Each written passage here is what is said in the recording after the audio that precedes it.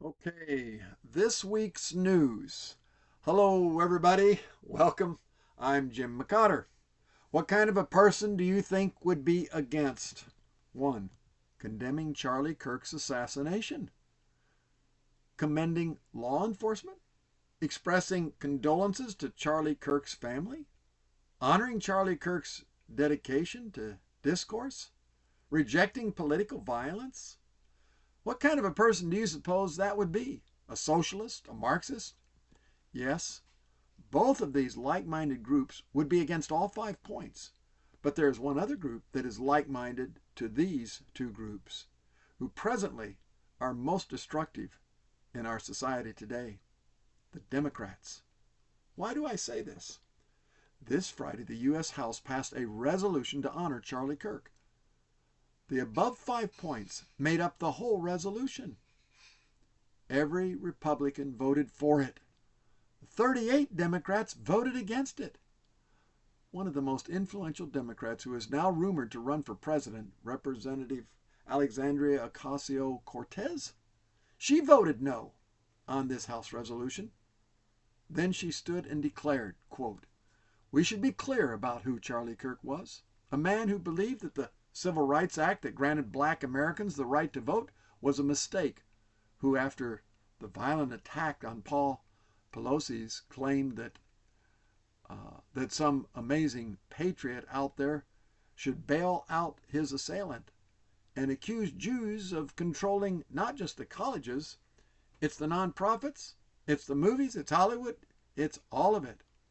His rhetoric and beliefs were ignorant and sought to disenfranchise millions of Americans, far from working tirelessly to promote unity as asserted by the majority in this resolution." End quote. I'm not going to take the time here to go to all the sources where AOC just took things out of context to lie about Charlie Kirk. I would hope most of my audience knows that those Democrats that are demeaning Charlie are not only dishonest, but are bent on destroying what is left of our Judeo-Christian nation.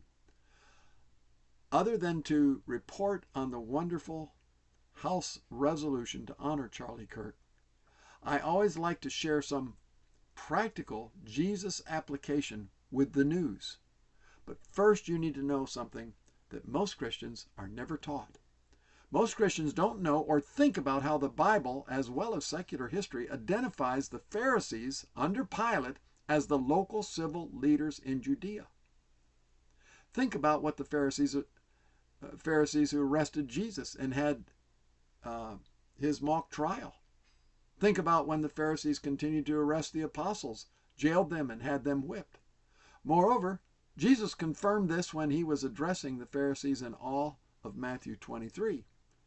Jesus started out by saying this verse in verse 2, "Pharisees who sit in Moses' seat." Quote, end quote.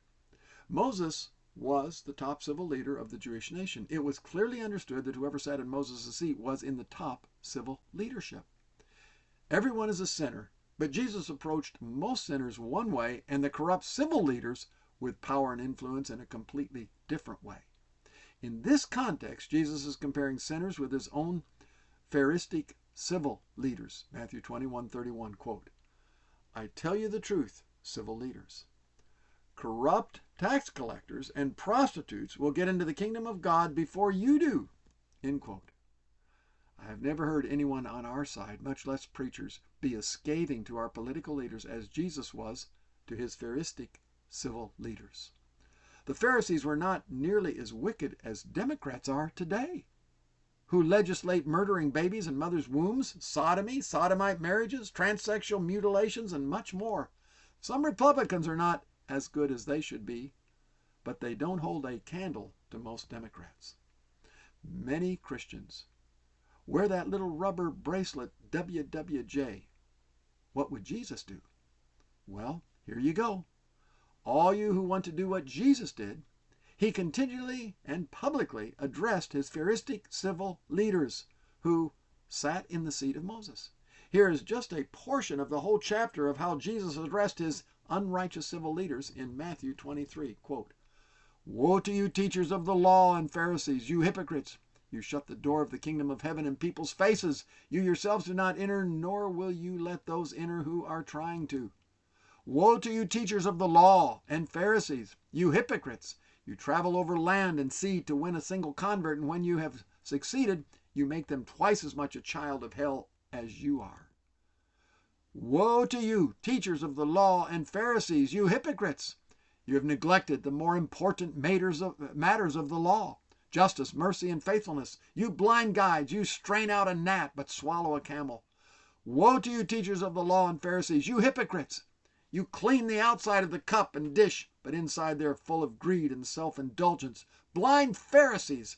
First clean the inside of the cup and dish, and then the outside also will be clean. Woe to you, teachers of the law and Pharisees, you hypocrites! You're like whitewashed tombs, which look beautiful on the outside, but on the inside are full of the bones of the dead and everything unclean. In the same way, on the outside you appear to people as righteous, but on the inside you are full of hypocrisy and wickedness. You are snakes, you brood of vipers. How will you escape being condemned to hell? End quote. Jesus died for our sin, but the Jews crucified Jesus because of his civil issues. They said he was blaspheming, professing to be their God and King. Even over his cross it was written, quote, "the King of the Jews," end quote. Then there's John the Baptist. After John was martyred by his civil leader, King Herod, for continuing and publicly condemning Herod for violating God's law, Jesus said he was, quote, "the greatest man ever born of woman," end quote. All the apostles were martyred for the same reason, not just because they shared how to get to heaven, but because they were, quote, "all guilty of treason against Caesar, for they profess allegiance to another king named Jesus," Acts 17:7, end quote. Now, today, Charlie Kirk, Christian political conservative, was martyred last week. Charlie was continually and publicly exposing the unrighteousness of what the Democrats are legislating and spewing out to our nation today.